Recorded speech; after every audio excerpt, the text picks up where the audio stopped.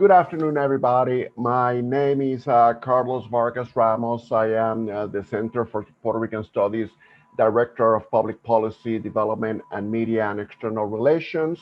Welcome, everybody, this afternoon to this webinar, Post-Disaster Recovery in Puerto Rico and Local Participation. This is part of a series of webinars we have been conducting at Centro, looking at the impact that the several crises that have affected and afflicted Puerto Rico over the past few years continue to affect, and hopefully providing solutions and recommendations on how to address these problems that the island of Puerto Rico and its people is facing. This webinar would not be possible without the collaboration and sponsoring efforts by our associates and our co-sponsoring organizations, the National Puerto Rican Agenda, the National Puerto Rican Student Coalition, Idea Común, the Puerto Rican Students Association at NYU, Despierta Boricuas at Yale, and Urbana Planifica. And to all of these co-sponsors, we thank you dearly for the effort involved in this webinar. This presentation by Edwin Melendez, who is director of the Center for Puerto Rican Studies, as well as professor of urban policy and planning at Hunter College. The title of his presentation is Puerto Rico Community Development Industry's Capacity for Disaster Recovery. Greetings. Puerto Rico has suffered the compounding effects of multiple disasters since the devastating impacts of Hurricane Irma and Maria in September 2017. Recent disasters have revealed serious vulnerabilities in Puerto Rico: preparedness planning, institutional response capacity and coordination, resource management at various levels of implementation, data availability, and the lack of suitable and accessible mechanisms to support adequate local community engagement. Today, I will focus on two key barriers. One, the exclusionary federal and local recovery funding policy, and second, the scarcity of professionals with community development skills and experience with reconstruction programs. So why is it important to understand the role of local nonprofit sector participation in disaster? CDBG-DR Action Plan was approved in early 2018. By the end of 2020, the Puerto Rico Department of Housing has awarded $723 million of contracts to the private sector and $680 million to government agencies and municipalities and to the nonprofit sector. Though at first sight, it seems as a 50-50 split, a closer look reveals the unequal distribution within this program obligations. Of the $723 million allocated to contracts to the private sector for the home repair, reconstruction, and relocation, the so-called R3 program, 63% went to foreign corporations and 38% to local corporations. This program provides assistance for the repair, reconstruction of single-family homes damaged by the hurricanes of 2017. This program provides assistance for the repair, reconstruction of single-family homes damaged by Hurricanes Irma and/or Maria. The subrecipients agreements awarded by the Puerto Rican Department of Housing also reveal a skewed allocation, with the lion's share of funding allocated to central government agencies and a paltry portion to municipalities, at least so far. 82% of subrecipients agreements are allocated today to central government agencies, and municipalities are earmarked to receive 5.5%. Nonprofits were allocated 14.7% of subrecipients agreements. Despite the grim picture of CDCs allocation supporting program activities implemented by the nonprofit organizations and municipalities, it is important to consider that program implementation is in the initial phase and that a second long-term recovery program, the CDBG mitigation, is actually in the approval stages of the action plan. One of the critical barriers for increased participation of the nonprofits and municipal sectors in disaster recovery is that there are too few professionals with experience in federal economic recovery programs. To ascertain this question, we conducted a survey of the levels of proficiency among professionals in the community development industry for the implementation of post-disaster recovery. The survey established 4 levels of proficiency from minimal to advanced, corresponding to the level of understanding and experience in key competencies for implementing recovery programs. A core finding from the survey of professional skills is that even though self-selection of survey respondents bias results toward the most educated and experienced, there are significant gaps in knowledge to undertake effectively planning and economic development projects in the context of federal programs devoted to reconstruction. Survey participants were highly educated, reflecting a bias towards organizational leaders. Even though, in that context, the survey asked respondents to assess their level of knowledge in a range of competencies that were categorized into 4 encompassing corresponding competencies. There were 4 areas: community planning, that included 8 different types of competencies; social entrepreneurship and economic reconstruction with 6 different competencies; municipal and regional economic development with 6 different competencies; and community and municipal preparation of master plans with 7 different competencies. In general, 73% of respondents identified the competence in these 4 areas of disaster recovery skills as none or basic, while only 12% of respondents indicated an advanced level of competencies. The silver lining of this finding is that there is a group of professionals that are overseeing programs and implementing recovery projects that can serve as peer mentors to others in the industry. In collaboration with the Institute for Social Entrepreneurship and Community Action, in Spanish, Instituto de Desarrollo Empresarial Acción Comunitaria, Idea Común, Centro developed a sequence of competency-based modules to train community planning and economic recovery professionals. These professionals are facing a new and challenging context, as we have explained. All the presenters in today's panel are among instructors of these courses. These courses evolved into a continuing education certification that is now offered in partnership with the set of the UPR Arecibo. We are still in the beta phase for many of these courses, and you can go to our website indicated in the graphic to fill an application to serve as a reviewer. Reviewers are invited free of cost to take the courses.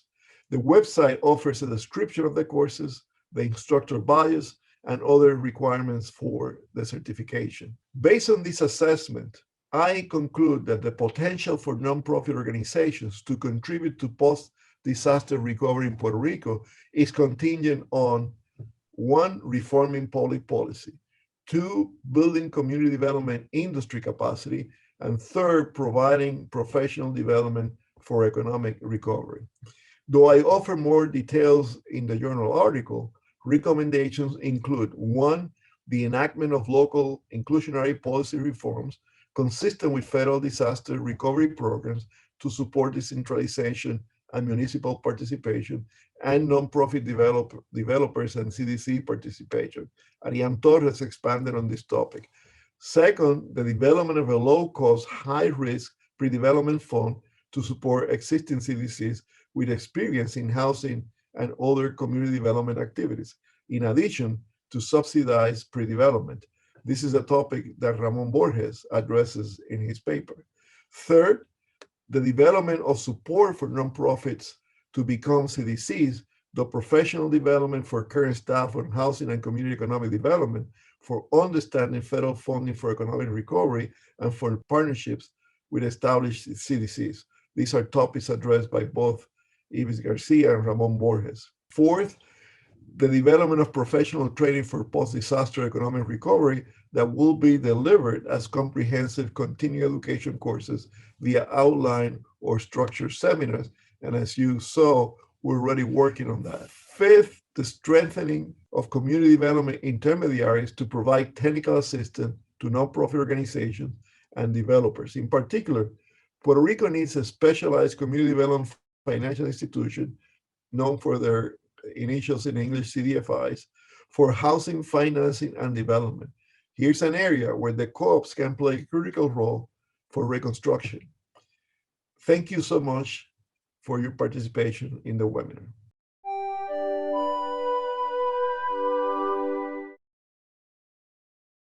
Thank you, Edwin. Thank you, Ariam. I am going to ask now all participants, all panelists rather, to turn on their videos to get into the last set of Q&As. Of course, I am going to target the first set of questions to the last two panelists, Ariam, Ariama Torres and Edwin Melendez. The first question is a little bit more broad. It comes up from the Q&A, and it refers, Edwin. I guess I'll direct this one to you, but any other panelists who would like to tackle it should go ahead. In terms of the revision of funding plans, are they going to change now that the Biden administration has announced the release of funds dedicated to Puerto Rico that had been withheld by the Trump administration? Are there any plans within the government of Puerto Rico to change the spending plans, the funding plans on the island? Will they be increased? Well, that's a somewhat complicated question, because if you follow the money, so to speak, right? You start with congressional appropriation. That's the $56.5 billion approved for Puerto Rico. That's our Marshall Plan, right? That money has to be translated into programs, and the allocations have to be made by FEMA and HUD, the administration, to those programs, right? Then they have to approve the sort of the programs, the proposals that are based on the plan of action of the Puerto Rico government that Core 3 and Department of Housing propose, right? And I'm explaining this in some detail because we need to understand that even if when the monies are released, what I try to do in the presentation is to say it is funneled, right? To contractors or to government agencies and so forth in different ways. That was Ariane's paper, right? How these things are allocated. When they do the NOFAs, by implication, they're already deciding the policy of who can respond to those grants, okay?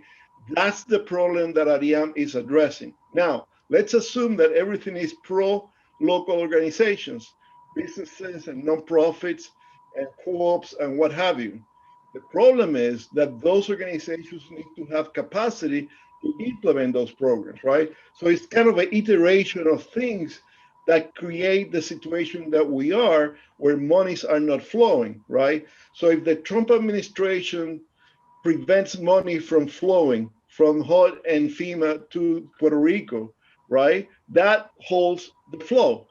If when it gets to the Department of Housing or to FEMA, those release funding, right, are not implemented into programs that are inclusive, right, that holds the flow of funding to local organizations. And even when whoever the grantees are or whoever the contractors are get the funding, they can decide to engage local resources or not, and how they engage them, right? So it's sort of a, you need to see it as a continuum. It's a flow of water that can be interrupted in so many places, right? So what we're trying to do from the grassroots up is to empower people to understand that process and to create the organizational capacity to be able to respond to the complexity of this NOFAs, because these are complicated programs, right? So we think there are several strategies that are, right there. One is enter into partnership with organizations that have done these programs and have the experience. There are very few of those in Puerto Rico. So we encourage partnerships with nonprofits in the US, say from the diaspora, that have the capacity and want to do the partnership. We also like to see more partnerships in Puerto Rico between organizations that may have the balance sheet, so to speak, because these programs are complex. You have to do all the work and then you're reimbursed by the government, right? In most of these programs, you need to be a robust organization to be able to implement it.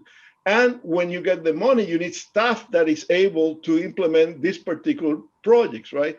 So it's a complexity. And I think we, the authors here, are looking at this from the ground up perspective, right? So the question is, assuming that we can solve, the Biden administration can solve the flow problem, right? You're still not going to get that funding. Remember, it's like a funnel and it has several ways to go, right? So we need to work at both levels, the policy level, reforming how the monies get to the grassroots, and then the capacity of the grassroots to actually capture this funding. It's our Marshall Plan, but it can be done by outside companies altogether, right? So that's the challenge that we face.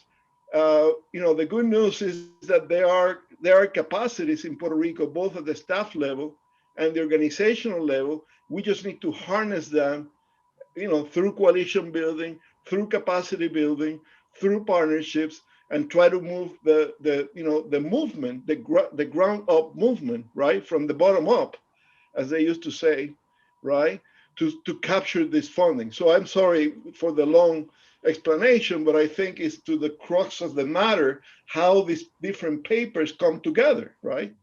And by the way, right now, the rehabilitation of housing is being done by nonprofits with charitable, philanthropic, and private sector donations, right?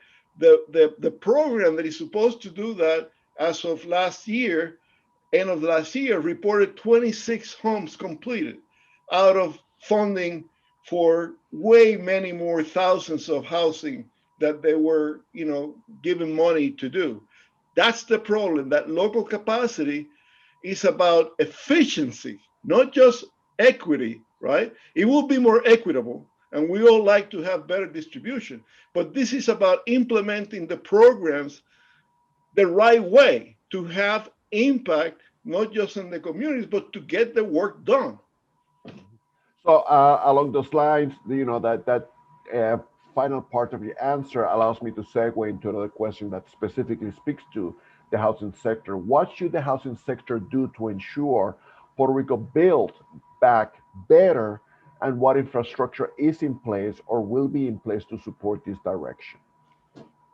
Well, besides what Ariane can talk about the policies for that sector, I will say that there are two things in there. One is the number of CDCs. Both Ramon and I explored that in our papers. There are only about a dozen CDCs. CDCs are the nonprofit organizations that specialize in implementing housing, rehabilitation, reconstruction, and new construction.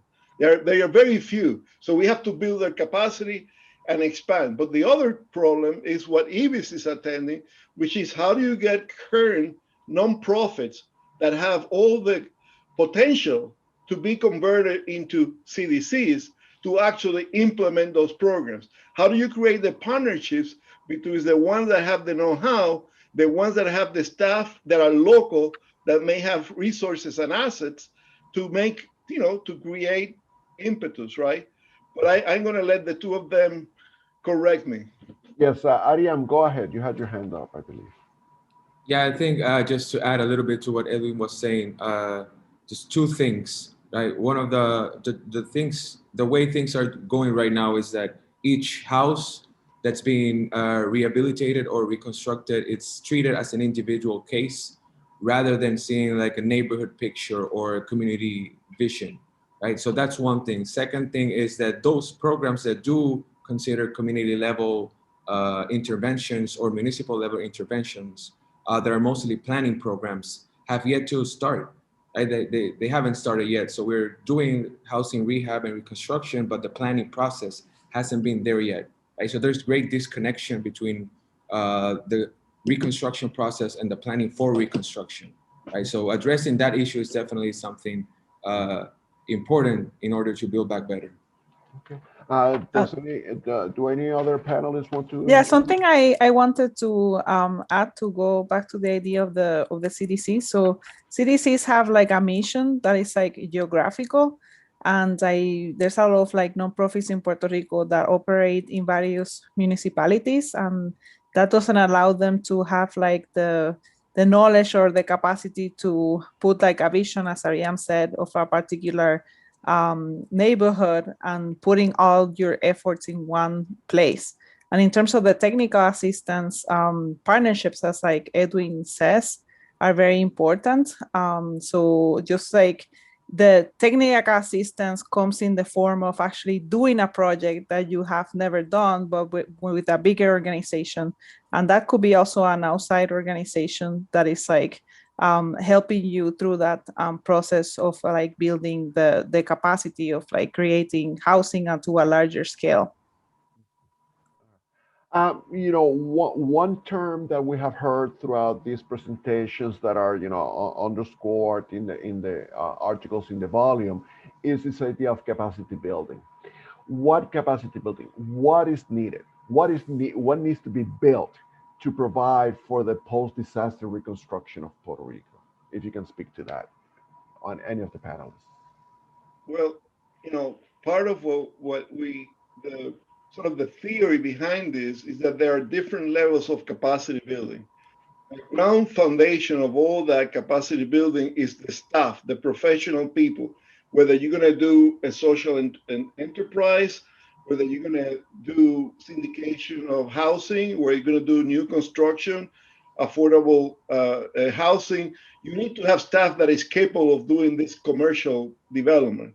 The second level is organizational. You can have the staff, but if the organization doesn't have the balance sheet, the track record, the experience, you're not going to get a contract to do 100 units if you haven't done 5 or 10 before you do that. So capacity building for organizations is a gradual, cumulative process, right? Just like small businesses. You're not going to get contracts for 1 million if you haven't had, for 5 million if you haven't done 1 million, and so forth. The third level is, I think, what you can describe as a sort of a sector strategy, right? When you create what we call an advocacy coalition, because to change the policies, no one organization can do it. You really need, you need collective action to influence the way the public think about this, and the influencers that can actually affect public policy. So collaborating and building coalitions, like some of the ones we know in Puerto Rico are emerging, is a very important part. And that strengthening requires that you do a lot of activities and engagements, right, that bring those people together and work on a common agenda, right, that they develop this policy strategy. So anyway, I see it as an interactive process. You don't need to do one at a time and then the other, but they have to go together. Without the policy, you're not going to make this money flow to local organizations, okay? But without the capacity to use them, they're not going to be able to do the programs, right? So you have the needs, but you don't have the know-how. Anyways. All right. Does any other panelists would like to expand on this question? Hearing none, I will then proceed to the next one. A very interesting question that is very specific. I'm going to try to expand and make it a little bit broader is, what about population-specific programs? I mean, it is related to the fact that CDCs tend to be geographically specific, but what about population-specific programs? And this is in response to a more narrower question that talks about, are there specific programs targeted to assist Afro-Puerto Ricans throughout the island? And, I know that Roberto, you provided an answer, but can we speak about not just Afro-Puerto Ricans, but, population-specific groups in the island that may benefit from specific programs? Yeah, I can add to that. So people have to be able to apply for specific pots of funding. Like, for example, if you're building housing, you have to say, okay, I'm building housing for families, and you need to be able to develop your 2 units, or having 2 bedrooms, 3 bedrooms, right? And that's very different than if you were going to do elderly housing. So I feel that you will have to, in many occasions, specialize in the funding that you have to get, and there's some populations that again might be outside of funding. I hear a lot in Puerto Rico that we like to develop a student housing, right? And that actually is at odds with like what the funding that HUD provides. So just being able to understand those things is very important.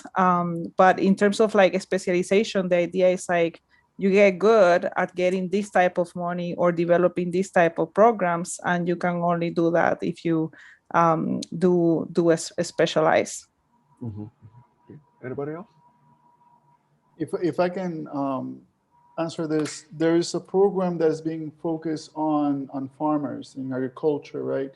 And the idea was to support farmers who are involved in ecological or agroecology, ecological projects, and in a way support also the idea of sustainable agriculture in addition to sustainable food, right? The access to or reaching some level of food autonomy. And one of the issues that we have been learning about this is that the I think Edwin brings this up in the sense that you have people, organizations who are receiving the funding. They are supposed to funnel this funding to the farmers. However, they don't have the capacity to provide that funding to the farmers. And one of these cases is the Science and Technology, the Puerto Rico Science and Technology Trust, that were provided with the funding to manage the farming aspect of these CBG funds, but they don't have any skills or any experience in their history on working with agriculture at all. So now you have small farmers and other organizations struggling to applying for these funds, and the trust does not provide the necessary support for these farmers to reach it. So what we're seeing in the camp level is that many camps are who have people with the skills and the knowledge, not only in farming, but on how to understand the application process of this funding, go out there, reach out to the farmers and prepare them to how they can implement, how they can apply for this funding. And again, this is organizations at the base trying to fill in the gap between where the funding is being allocated and the access to that fund.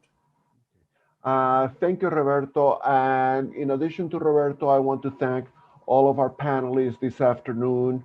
Manuel Lobato, Marta Alvarez, Marinesa Ponte, Jacqueline Villarrubia Mendoza, and Roberto again, Iris Garcia Zambrana, Ariam Torres, and of course, Edwin Melendez. I would like you to uh, follow us if you are interested in more of the work that we do at the Center for Puerto Rican Studies. You can follow us at centropr.hunter.cuny.edu or connect via Facebook and social media, as well as emails. I would also like to remind you that you will have this presentation available on our website shortly, a Nation Builder. And I would also like you to please respond to the survey that you will be receiving shortly on this particular webinar. And again, thank you to all the presenters. Thank you, the audience, for participating. And we will see you soon. Have a good day.